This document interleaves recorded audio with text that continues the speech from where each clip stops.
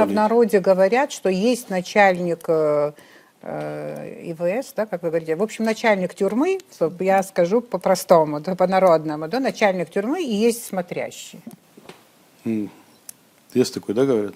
Вот так говорят.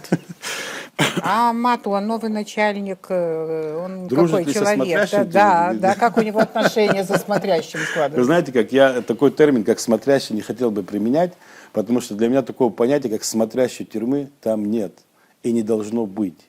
И как и Не для должно начальника, быть, да. и как и для начальника СИЗО, и так и для нас такого понятия, такого термина не бывает. Его не должно быть.